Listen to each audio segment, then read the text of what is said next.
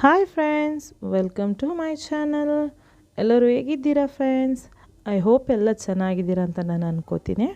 ಬನ್ನಿ ಫ್ರೆಂಡ್ಸ್, ಇವತ್ತು ನಾನೊಂದು ಬೈಟ್ಸ್ ಅಂದರೆ ಥ್ರೆಡ್ ಚಿಕನು ಬೈಟ್ಸ್ ಹೆಂಗೆ ಮಾಡೋದಂತ ಹೇಳ್ಕೊಡ್ತಾಯಿದ್ದೀನಿ. ತುಂಬಾ ಟೇಸ್ಟಿಯಾಗಿರುವಂಥ ರೆಸಿಪಿ. ನೀವು ಮನೇಲಿ ಟ್ರೈ ಮಾಡಿ ನೋಡಿ ಫ್ರೆಂಡ್ಸ್. ನೀವು ಫಸ್ಟ್ ಟೈಮ್ ವೀಡಿಯೋ ನೋಡ್ತಾ ಇದ್ದರೆ ಪ್ಲೀಸ್ ಸಬ್ಸ್ಕ್ರೈಬ್ ಮಾಡಿ, ಪಕ್ಕದಲ್ಲಿರುವಂಥ ಬೆಲ್ ಐಕನ್ ಒತ್ತಕ್ಕೆ ಮರಿಬೇಡಿ ಫ್ರೆಂಡ್ಸ್. ಬನ್ನಿ ಬೈಟ್ಸ್ ಹೆಂಗೆ ಮಾಡೋದಂತ ನೋಡೋಣ.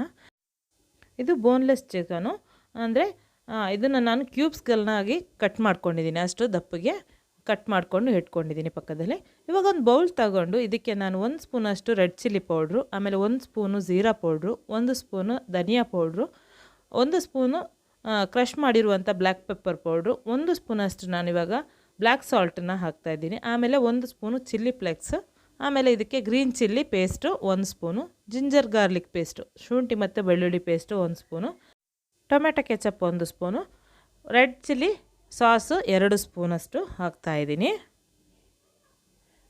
ಆಮೇಲೆ ಇದಕ್ಕೆ ಇವಾಗ 2 ಸ್ಪೂನಷ್ಟು ಸೋಯಾ ಸಾಸ್ನ ನಾನು ಹಾಕ್ತಾಯಿದ್ದೀನಿ. 2 ಸ್ಪೂನಷ್ಟು ಹಾಕ್ಕೋಬೇಕು. ಆಮೇಲೆ ಇದಕ್ಕೆ ನಾನಿವಾಗ ಒಂದು ಫುಲ್ ಎಗ್ಗನ್ನ ಹಾಕ್ಕೊಂಡಿದ್ದೀನಿ. ಆಮೇಲೆ ಇದಕ್ಕೆ 1 ಸ್ಪೂನಷ್ಟು ಚಾಟ್ ಮಸಾಲಾನ ಹಾಕ್ಕೊಂಡಿದ್ದೀನಿ. ಇದು ಯಾಕಂದರೆ ತುಂಬಾ ಚಟ್ಪಟಾಗಿ ಬರುತ್ತೆ. ಈ ಬೈಟ್ಸು ತುಂಬಾ ಚೆನ್ನಾಗಿರುತ್ತೆ ಚಾಟ್ ಮಸಾಲ ಹಾಕ್ಕೊಂಡ್ರೆ. ಇದನ್ನು ಹಾಕ್ಕೊಂಡು ಚೆನ್ನಾಗಿ ಇದನ್ನು ಮಿಕ್ಸ್ ಮಾಡ್ಕೋಬೇಕು. ಎಲ್ಲ ಮಿಕ್ಸ್ ಆಗುವವರೆಗೂ ಇದನ್ನು ಚೆನ್ನಾಗಿ ಮಿಕ್ಸ್ ಮಾಡ್ಕೊಳ್ಳಿ. ನೋಡಿ, ಈ ಥರ ಚೆನ್ನಾಗಿ ಇದನ್ನು ಮಿಕ್ಸ್ ಮಾಡ್ಕೋಬೇಕು. ಬೋನ್ಲೆಸ್ ಚಿಕನ್ನ ನಾನಿವಾಗ ಕ್ಲೀನಾಗಿ ವಾಶ್ ಮಾಡ್ಕೊಂಡು ಇಟ್ಕೊಂಡಿದ್ದೆಲ್ಲ ಅವಾಗ ತೋರಿಸಿರೋದು, ಅದನ್ನು ನಾನಿವಾಗ ಹಾಕ್ಕೊಂಡು ಚೆನ್ನಾಗಿ ಈ ಥರ ಮಸಾಲ ಜೊತೆ ಮಿಕ್ಸ್ ಮಾಡ್ತಾಯಿದ್ದೀನಿ. ಚೆನ್ನಾಗಿ ಮಸಾಲ ಮತ್ತು ಚಿಕನು ಮಿಕ್ಸ್ ಆಗುವವರೆಗೂ ಇದನ್ನು ಚೆನ್ನಾಗಿ ಮಿಕ್ಸ್ ಮಾಡ್ಕೊಳ್ಳಿ. ಇವಾಗ ನಾನು ಮಿಕ್ಸ್ ಮಾಡ್ಕೊಂಡಾಯಿತು. ಇದಕ್ಕೆ ನಾನಿವಾಗ ಒಂದು 2 ಸ್ಪೂನಷ್ಟು ಲಿಂಬೆ ರಸ ಇಲ್ಲ ಅಂದರೆ ಲಿಂಬೆ ಇಲ್ಲ ಅಂದರೆ ಇದಕ್ಕೆ ವೆನಿಗರು ಹಾಕ್ಕೋಬೋದು. ನಾನಿವಾಗ 2 ಸ್ಪೂನಷ್ಟು ಹಾಕ್ಕೊಂಡಿದ್ದೀನಿ ಲಿಂಬೆ ರಸನ. ಹಾಕ್ಕೊಂಡಿದ್ದನ್ನು ಚೆನ್ನಾಗಿ ಒಂದು ಸಲ ಮಿಕ್ಸ್ ಮಾಡ್ಕೋಬೇಕು. ಆಮೇಲೆ ಈ ಚಿಕನು ಹುಳಿ ಉಪ್ಪೆಲ್ಲ ಚೆನ್ನಾಗಿ ಎಳೀಲಿ ಅಂತ ಹೇಳಿ ಇದನ್ನು ನಾನು 1 ಗಂಟೆ ಇಡ್ತಾಯಿದ್ದೀನಿ ರೆಸ್ಟಿಗೋಸ್ಕರ. ಇವಾಗ ಅದರ ಮಧ್ಯೆ ನಾನಿವಾಗ ಏನು ಮಾಡ್ತಾಯಿದ್ದೀನಿ ಅಂದರೆ ಸಮೋಸದ ಶೀಟ್ ಬರುತ್ತಲ್ವ, ಶಾಪ್ಗಳಲ್ಲಿ ರೆಡಿಯಾಗಿ ಸಿಗುತ್ತೆ. ಇದು ನಾನು ಮನೆಯಲ್ಲೇ ರೆಡಿ ಮಾಡಿರುವಂಥ ಒಂದು ಶೀಟು. ನೀವು ಬೇಕಂದರೆ ಶಾಪಲ್ಲಿ ರೆಡಿಯಾಗಿ ಬರುವಂತಹ ಸ್ಪ್ರಿಂಗ್ ರೋಲ್ ಶೀಟ್ ಆದರೂ ಆಗುತ್ತೆ, ಇಲ್ಲ ಅಂದರೆ ಸಮೋಸ ಶೀಟ್ ಆದರೂ ಆಗುತ್ತೆ. ಅದನ್ನು ಏನು ಮಾಡಬೇಕು, ಈ ಥರ ಉದ್ದಕ್ಕೆ ಥ್ರೆಡ್ ಥರ ಕಟ್ ಮಾಡ್ಕೋಬೇಕು. ಜಾಸ್ತಿ ಸಣ್ಣಗೆ ಕಟ್ ಮಾಡೋಕ್ಕೆ ಹೋಗಬೇಡಿ, ಒಂದು ಸ್ವಲ್ಪ ದಪ್ಪಗೆ ಕಟ್ ಮಾಡ್ಕೊಳ್ಳಿ.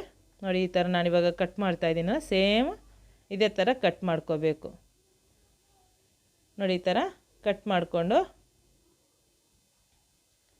ತುಂಬಾ ಚೆನ್ನಾಗಿರುತ್ತೆ. ಥ್ರೆಡ್ ಅಂದರೆ ಇದಕ್ಕೆ ಥ್ರೆಡ್ ಅಂತ ಹೇಳೋದು. ಸಮೋಸ ಶೀಟ್ನ ನೀವು ಥ್ರೆಡ್ ಥರ ಕಟ್ ಮಾಡ್ಕೋಬೇಕು. ಇವಾಗ ನೋಡಿ, ಥ್ರೆಡ್ ಥರ ಪರ್ಫೆಕ್ಟಾಗಿ ಬಂದಿದೆ. ಇದೇ ಥರ ನಾನು ಎಲ್ಲ ಒಂದು 20ರಿಂದ 25 ಶೀಟ್ನ ತಗೊಂಡಿದ್ದೀನಿ. ಇನ್ನೂ ಈಸಿಯಾಗಿ ಕಟ್ ಮಾಡ್ಕೋಬೇಕಂದ್ರೆ ನೀವು ಈ ಥರ ಫೋಲ್ಡ್ ಮಾಡಿಕೊಂಡು ಕಟ್ ಮಾಡ್ಕೊಳ್ಳಿ, ಬೇಗನೆ ಆಗುತ್ತೆ.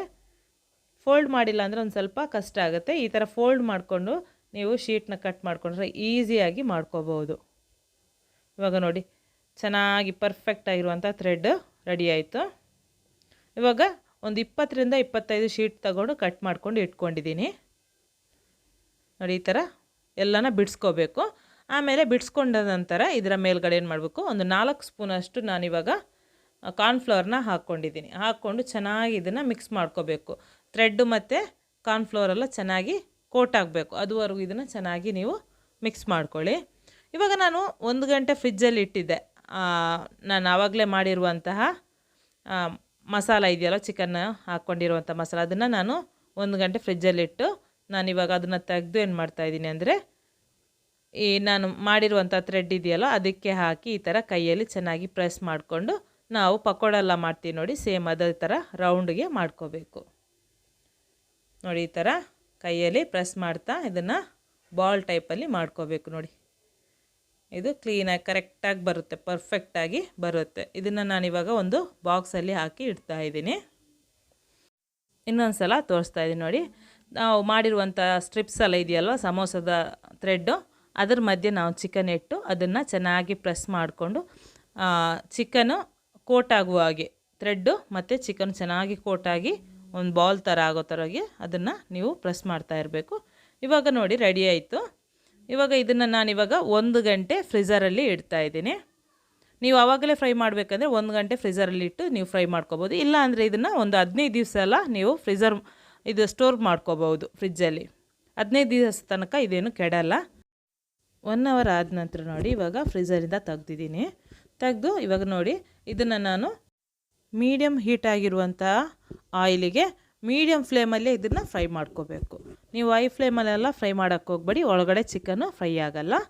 ಆಮೇಲೆ ಮೇಲ್ಗಡೆ ಇರುವಂತಹ ಥ್ರೆಡ್ಡೆಲ್ಲ ಇರುತ್ತಲ್ಲ ಅದೇನಾಗುತ್ತೆ ಬೇಗನೆ ಫ್ರೈ ಆಗಿ ಹೋಗ್ಬಿಡುತ್ತೆ, ಕುಕ್ ಆಗಿ ಹೋಗ್ಬಿಡುತ್ತೆ. ಅದಕ್ಕೆ ಮೀಡಿಯಮ್ ಹೀಟಲ್ಲೇ ಇದನ್ನು ನೀವು ಫ್ರೈ ಮಾಡ್ಕೋಬೇಕು. ಆಮೇಲೆ ನಾವಿದು ಫ್ರೈ ಮಾಡುವಾಗ ಇದು ಒಂದಕ್ಕೊಂದು ಅಂಟ್ಕೊಂಡಿರುತ್ತೆ, ಬಿಡಲ್ಲ. ನೀವು ಚೆನ್ನಾಗಿ ಇದನ್ನು ಈ ಥರ ಮಿಕ್ಸ್ ಮಾಡ್ತಾ ಚೆನ್ನಾಗಿ ಫ್ರೈ ಮಾಡ್ಕೋಬೋದು. ಗೋಲ್ಡನ್ ಬ್ರೌನ್ ಕಲರ್ ಬರುವವರೆಗೂ ಇದನ್ನು ಚೆನ್ನಾಗಿ ಫ್ರೈ ಮಾಡ್ಕೊಳ್ಳಿ. ಜಾಸ್ತಿ ಬ್ಲ್ಯಾಕ್ ಆಗುವವರೆಗೂ ಇದನ್ನು ಫ್ರೈ ಮಾಡೋಕ್ಕೆ ಹೋಗಬೇಡಿ. ಲೈಟಾಗಿ ಗೋಲ್ಡನ್ ಬ್ರೌನ್ ಬರುತ್ತಲ್ವ ಅದುವರೆಗೂ ಇದನ್ನು ಫ್ರೈ ಮಾಡ್ಕೋಬೇಕು. ಇವಾಗ ನಾನು ಫ್ರೈ ಆಯಿತು, ಎಲ್ಲ ತೆಗ್ದಿದ್ದೀನಿ. ಇವಾಗ ಇದು ಸರ್ವ್ ಮಾಡೋಕ್ಕೆ ರೆಡಿ ಆಯಿತು. ನೋಡಿ ತುಂಬಾ ಟೇಸ್ಟಿಯಾಗಿರುವಂಥ ಕ್ರಿಸ್ಪಿಯಾಗಿರುವಂಥ ಒಂದು ಥ್ರೆಡ್ ಚಿಕನ್ ಬೈಟ್ಸ್ ರೆಡಿ ಆಯಿತು ನೋಡಿ. ಇದು ತುಂಬಾ ಈಸಿಯಾಗಿ ಫಟಾಫಟ್ ಅಂತ ಮಾಡ್ಕೋಬೋದು. ಅದಂದರೆ ಮ್ಯಾಗ್ನೇಷನ್ ಮಾಡ್ಕೊಂಡಿರುವಂಥ ಒಂದು ಚಿಕನ್ ಇದ್ದರೆ ಆರಾಮಾಗಿ ನೀವು ಬೇಗನೆ ಮಾಡ್ಕೋಬೋದು. ತುಂಬಾ ಚೆನ್ನಾಗಿರುತ್ತೆ. ನೀವು ಮನೆಯಲ್ಲಿ ಒಂದು ಸಲ ಇದನ್ನು ಟ್ರೈ ಮಾಡಿ ಹೆಂಗಾಯಿತು ಅಂತ ನನಗೆ ಕಮೆಂಟಲ್ಲಿ ಒಂದು ಕಮೆಂಟ್ ಹಾಕಿ. ಹಾಗೆಯೇ ಈ ವಿಡಿಯೋಗೆ ಲೈಕ್ ಕೊಡೋದಂತೂ ಮರಿಬೇಡಿ ಫ್ರೆಂಡ್ಸ್. ಈ ವಿಡಿಯೋನ ನಿಮ್ಮ ಫ್ಯಾಮಿಲಿ, ಫ್ರೆಂಡ್ಸಿಗೆ, ರಿಲೇಟಿವ್ಸ್ಗೆ ಎಲ್ಲರಿಗೂ ಶೇರ್ ಮಾಡಿ. ನೆಕ್ಸ್ಟ್ ನಾನು ಹೊಸ ರೆಸಿಪಿಯೊಂದಿಗೆ ಹೊಸ ವಿಡಿಯೋ ಜೊತೆ ಬರ್ತೀನಿ ಫ್ರೆಂಡ್ಸ್. ಬಾಯ್.